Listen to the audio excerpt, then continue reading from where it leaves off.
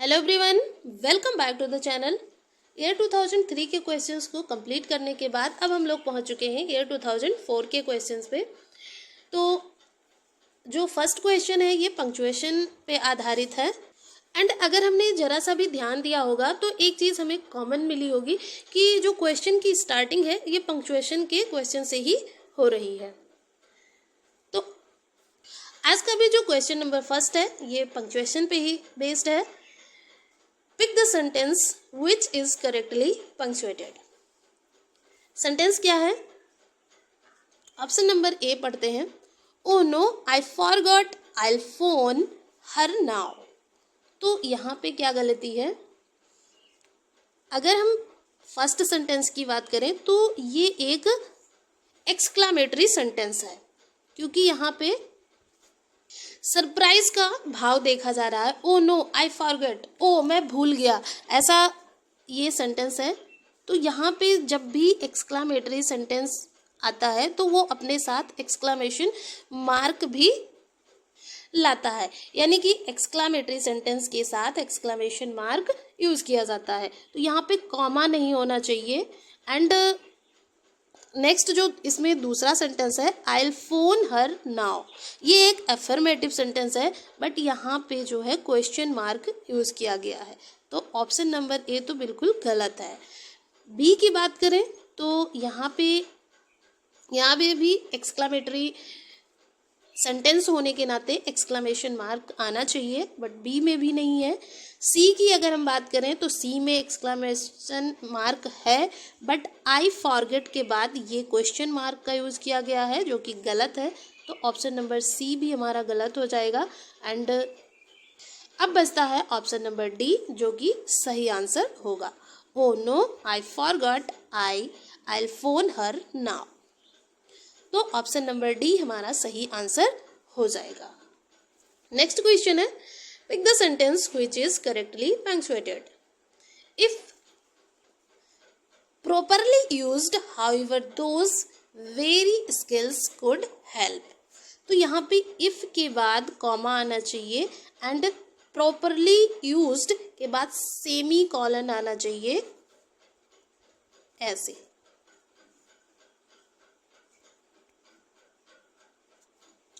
However those very skills could help, तो ए तो गलत हो जाएगा। डी की बात करें तो यहाँ पे क्वेश्चन मार्क लगा हुआ है, ये भी गलत है। सी में भी कॉमा नहीं है इफ के बाद। ऑप्शन नंबर बी सही होगा, यानी कि option number B correctly punctuated है। नेक्स्ट क्वेश्चन पे चलते हैं। क्वेश्चन नंबर थर्ड है, ये भी पंक्चुएशन पे आधारित है। Pick the sentence which is correctly punctuated. Sentence क्या है? It could lead to the kind of good life, both spiritual and material, that was once the privilege of a lucky few। तो इसमें कौन सा सही होगा? ऑप्शन नंबर ए में जो ये मटेरियल है, स्पिरिचुअल एंड मटेरियल, इसके बाद डैश आना चाहिए, dash that was once the privilege of a lucky few. Option number A गलत हो जाएगा। यहाँ पे ये लीड टू के बीच में डैश क्यों दिया गया है, ये भी गलत हो जाएगा। इसमें भी लीड टू के बीच में डैश आया है। ऑप्शन नंबर डी ही इसका सही आंसर हो जाएगा।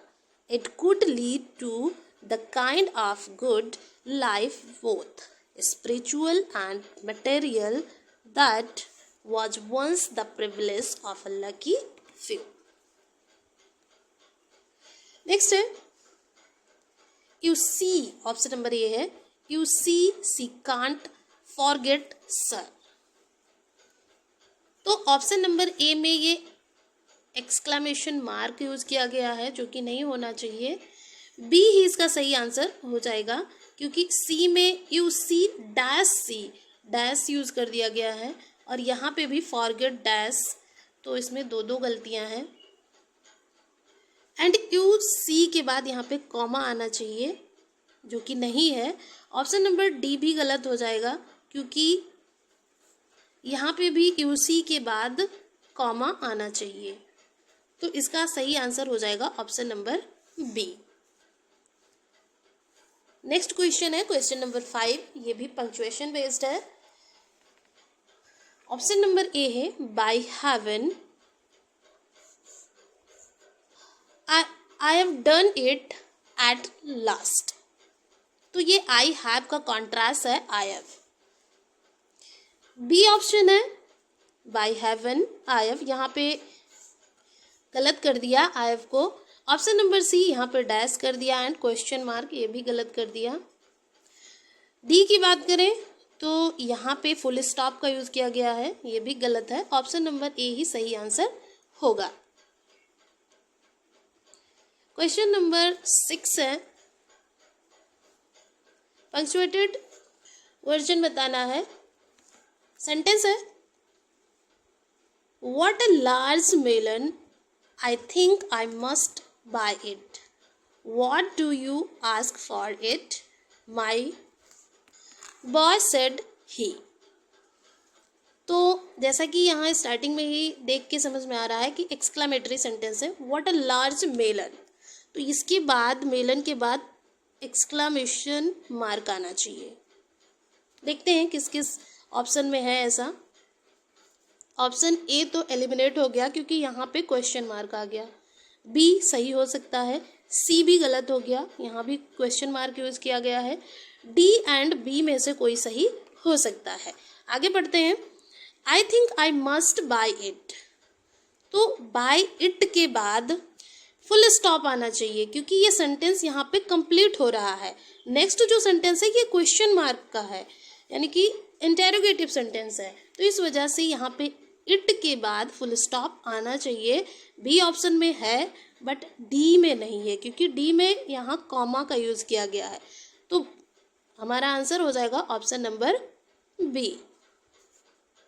नेक्स्ट क्वेश्चन पे चलते हैं। क्वेश्चन नंबर 7 है the total number of poems in Shakespeare's sonnets is. तो अभी यहाँ से क्वेश्चन जो है वो लिटरेचर से स्टार्ट हो गया है। जो विलियम शेक्सपियर हैं इन्होंने टोटल 154 सोनेट्स लिखे हैं, तो हमारा सही आंसर हो जाएगा option number C 37 plays and 154 sonnets.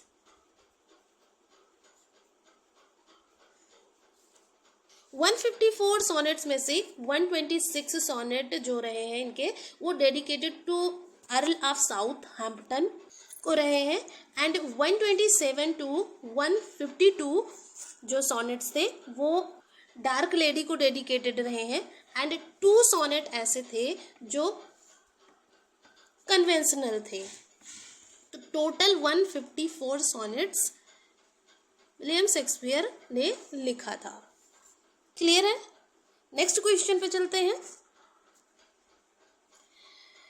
Shakespeare's narrative poems is. तो विलियम शेक्सपियर की जो नरेटिव पोएम थी वो वीनस एंड एडोनिस रही है। वीनस एंड एडोनिस 1593 में आई थी एंड इस नरेटिव पोएम को विलियम शेक्सपियर ने अपनी इन्वेंशन का उत्तराधिकारी माना था, ईयर ऑफ इन्वेंशन इस पोएम को कहा। एंड ये जो पोएम है ये 6 लाइन स्टेंजा में लिखी गई है। 6 लाइन स्टेंजा में ये 6 लाइन्स स्टेंजा में ये लिखी गई है। और इसको याद करने के लिए हम एक सिंपल ट्रिक को अपना सकते हैं क्योंकि ये जो वीनस एंड एडोनिस है तो एडोनिस में 6 लेटर्स हैं, तो इस 6 लेटर्स से हम ये याद रख सकते हैं कि ये 6 लाइन्स स्टेंजाज में लिखी गई है। नेक्स्ट क्वेश्चन पे चलते हैं। Shakespeare was born in 1464, 1564, 1664, 1664। Sorry यहाँ पे 1364 है, तो सही आंसर हो जाएगा 1564 ऑप्शन नंबर बी। वहीं अगर डेथ की बात करें 1616, एंड ये क्वेश्चन कई बार रिपीट हुआ है। नेक्स्ट है, who among the following was born first of all. तो इनमें से सबसे पहले किसका जन्म हुआ था? John Milton. जॉन मिल्टन 1608 इनकी डेट ऑफ बर्थ है। ऑप्शन बी है जॉन गाल्सवर्दी, ये 19th सेंचुरी के ऑथर रहे हैं, 1867। विलियम वर्ड्सवर्थ 1770, और विलियम शेक्सपियर की बात करें तो ये 1564। तो सबसे पुराने विलियम शेक्सपियर ही रहे हैं। तो इनमें से जो सबसे पुराने यानी जिनका जन्म सबसे पहले हुआ था वो थे William Shakespeare. Clear friends, next question पे चलते हैं।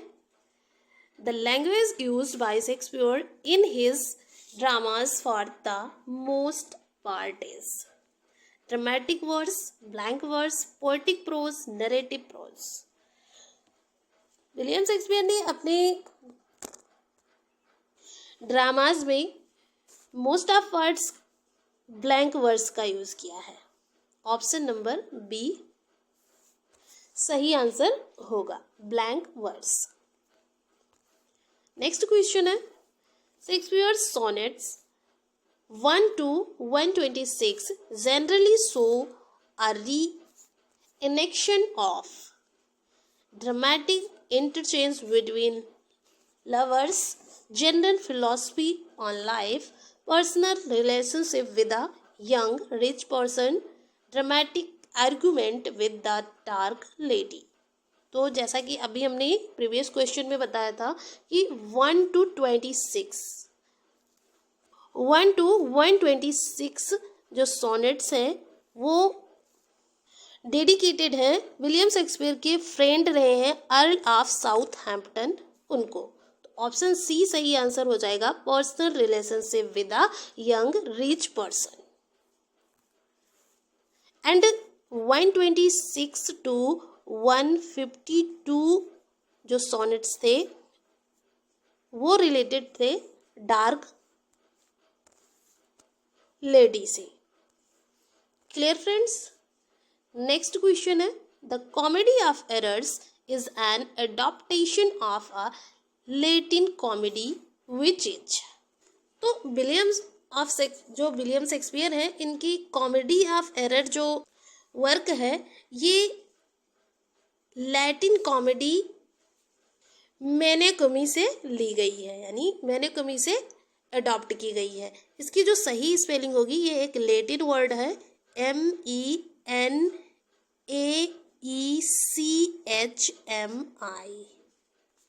मैने कमी, जो कि एक फार्स है, और ये कॉमेडी ऑफ एरर भी एक फार्स है, और ये प्लॉटस का एक फार्स है, और यहीं से जो है विलियम शेक्सपियर ने कॉमेडी ऑफ एरर के प्लॉट को एडॉप्ट किया है।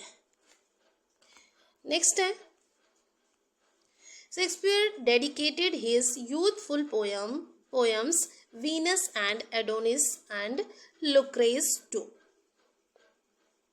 The earl of Surrey, the earl of Southey, the earl of Saxony, the earl of Southampton. तो द अर्ल ऑफ साउथहैम्पटन को डेडिकेटेड है Venus and Adonis and लुक्रेस।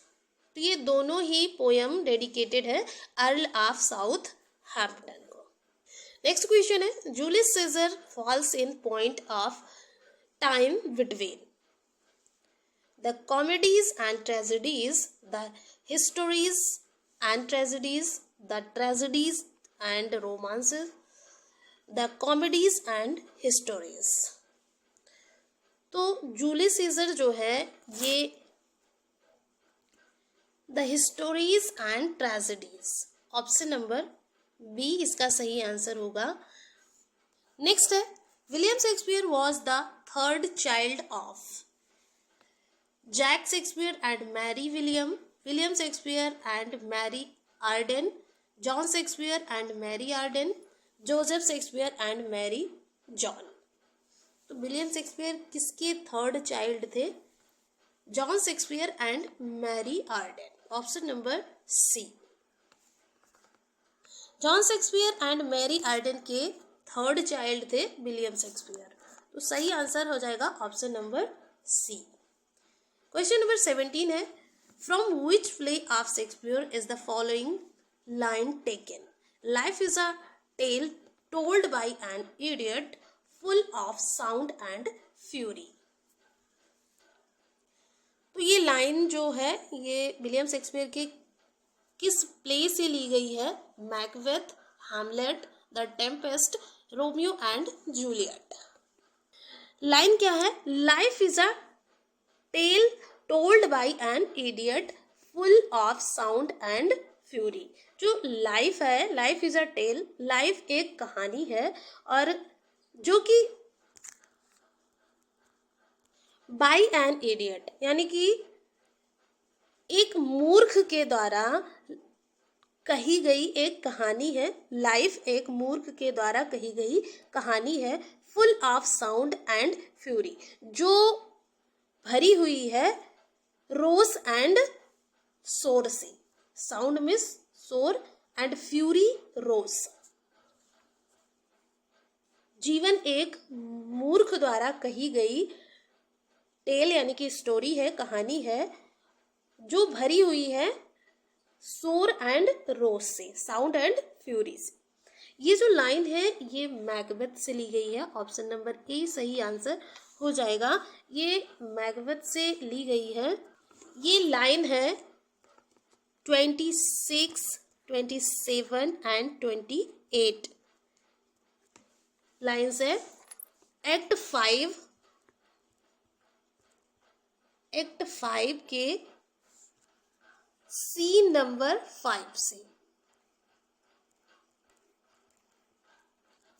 Act 5 के scene number 5 से ये लाइन नंबर 26, 27 एंड 28 से ली गई है। प्ले जो है वो मैकबेथ है। नेक्स्ट क्वेश्चन पे चलते हैं। In which country is the story of Othello set?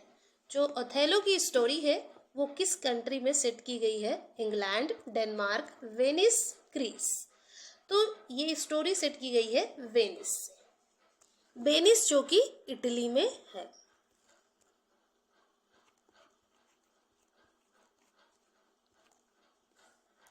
Next question है, which play of Shakespeare is regarded as the tragedy of overlapping ambition? Hamlet, King Lear, Macbeth, Othello. कौन सी tragedy है जो overlapping ambition से संबंधित है? Hamlet, King Lear, Macbeth, Othello. तो Macbeth इसका सही आंसर होगा। ओवरलैपिंग एम्बिशन यानी कि अति महत्वाकांक्षा।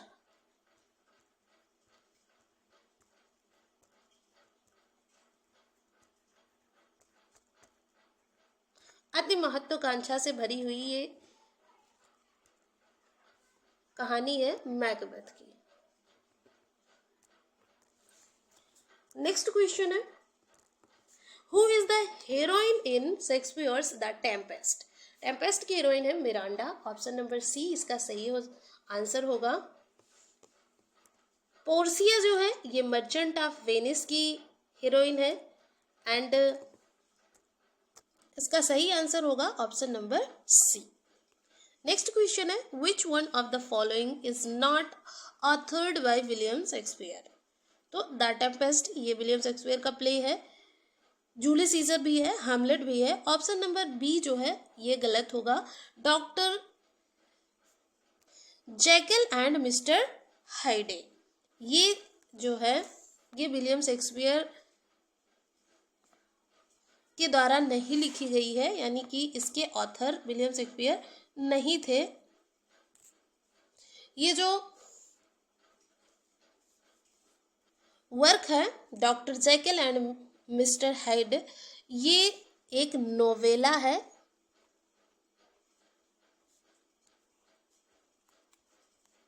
नोवेला, एंड ये लिखी गई है एक स्कॉटिश ऑथर रहे हैं Robert Louis Stevenson. Scottish author थे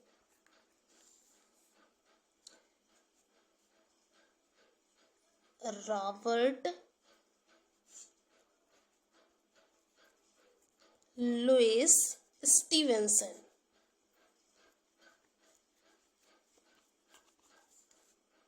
एंड ये वर्क पब्लिश हुआ था 1886 में। तो ऑप्शन नंबर बी जो होगा सही आंसर रहेगा। नेक्स्ट क्वेश्चन है the final version of Wordsworth the prelude appeared in. Prelude publish हुआ था 1850 में। ये जो पोएम थी प्रिल्यूड ये ब्लैंक वर्स में रही है और ये 1850 में आई थी। ये यूजीसी नेट दिसंबर 2004 का क्वेश्चन है। नेक्स्ट क्वेश्चन है the true commencement of Wordsworth poetic career was from। तो ये सही आंसर हो जाएगा 1797 to 1798। Option number A will be right answer for this question। Question number 24 है Wordsworth lived for 50 years among the French revolutionists। Option B है Hawkshead countryman, Cumberland dalesman, Alfoxden pleasures. William Wordsworth lived for 50 years among। तो 50 years among में ये Cumberland डेल्समैन सही answer होगा इसका option number C. Next question है and आज का ये लास्ट क्वेश्चन है one of the following is not by Wordsworth. Resolution and independence, Michael, the merry queen, the May queen, it is a beauteous evening. Option number C, the May Queen is not written by Wordsworth, whereas Michael is a poem composed and published 1800। Resolution and Independence और इसको एक और नाम से जाना जाता है The Liege Gators और ये एक पोएम है कंपोज्ड हुई थी 1802 में and published in 1807।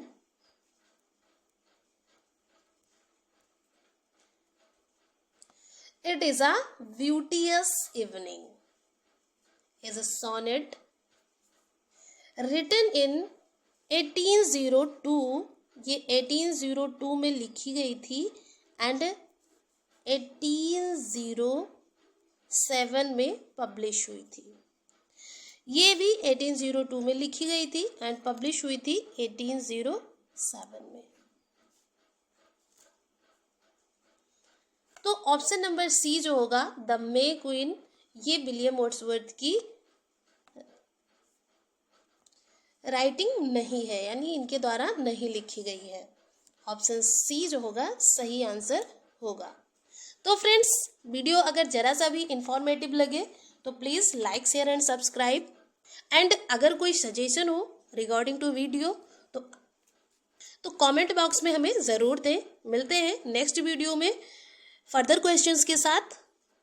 Till then bye bye.